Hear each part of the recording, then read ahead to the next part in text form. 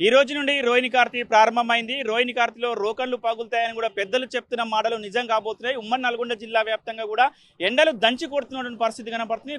44, 45 డిగ్రీల ఉష్ణోగ్రతలు నమోదవుతున్న నేపథ్యంలో కూడా నల్గొండ జిల్లా కేంద్రంలో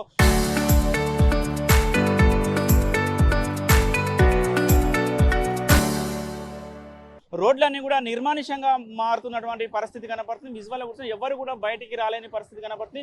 ఉదయం 9 గంటల నుంచే కూడా వడగాలులు వేడిగాలులు ఎక్కువగా వీస్తున్న పరిస్థితి. సాయంత్రం 6, 7 అయినా కూడా వడగాలులు ఎక్కువగా వీస్తున్న పరిస్థితి ఉంది. చాలా వరకు కూడా వడదెబ్బలు తగిలే అవకాశం ఉంటుంది. జాగ్రత్తలు తీసుకోవాలని వైద్యులు సూచిస్తున్నటువంటి పరిస్థితి కనపడుతుంది. మొత్తం కూడా ఉమ్మడి నల్గొండ జిల్లా వ్యాప్తంగా ఇప్పటి వరకు అధికారికంగా 4 మాత్రం వడదెబ్బ తగిలి చనిపోయినటువంటి పరిస్థితి ఉంది. చాలా మంది కూడా అనధికారికంగా కూడా మృతివాట పడిన పరిస్థితి కనపడుతుంది. చాలా వరకు ఎక్కడ చూసినా ఎండ చూసి కూడా భయపడుతున్న పరిస్థితి, ఎవరు బయటికి రాలేని పరిస్థితి ఉంది. కొంతమంది ఆటోలో ఉన్నవారు ఉన్నారు, వారితో కూడా మాట్లాడించే ప్రయత్నం చేద్దాం. చెప్పండి, మొత్తం కూడా ఎండలో మీరు ఎక్కడికి వెళ్తున్నారు? మొత్తం ఎండలు ఎట్లా ఉన్నాయి సార్?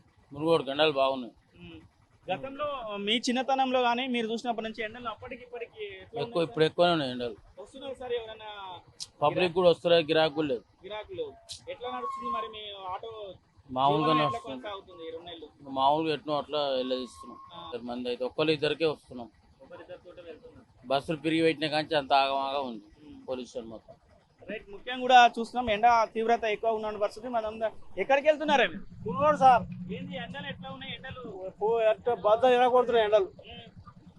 ఎండలు బాగుంటున్నాయి సార్. ముందు గత 2-3 సంవత్సరాల క్రితం ఎండలు ఉన్నాయి, ఇప్పుడు ఎట్లా ఉన్నాయి? అప్పటికి ఇప్పటికి ఏంటి? చాలా తేడా ఉంది సార్. ఎండలు ఆనలేక ఎండలు బాగున్నాయి. మరి మీరు ఆటో నడుపుతున్నారు కదా, ఆటో నడుపుతున్నప్పుడు ఎట్లాంటి జాగ్రత్తలు తీసుకుంటున్నారు? మధ్యాహ్నం పెట్టుకుంటూ పక్క పెట్టుకుంటున్నాం సార్. పక్క పెట్టుకున్నా. ఇక్కడికి పోతున్నావు? ఏ ఊరికి వెళ్తున్నావు? ఎండలు ఎట్లున్నాయి? ఎండలు మస్తుకోండి సార్. ఇక్కడ పోతున్నావు మరి? నేను కొట్టుకెళ్ళి పోతున్నా. అంటే మీ చిన్నతనంలో కూడా ఎండలు ఇట్లానే ఉండనా? ఈ సంవత్సరం ఎండలు ఈ సంవత్సరం ఎక్కువగా ఉన్నాయి. ఈ సంవత్సరం ఎక్కువ? నాకు ఇద్దరు 50 సంవత్సరాలు వచ్చినాయి. ఇంతకుముందు ఇంత లేవు, ఇప్పుడే కనపడుతున్నాయి.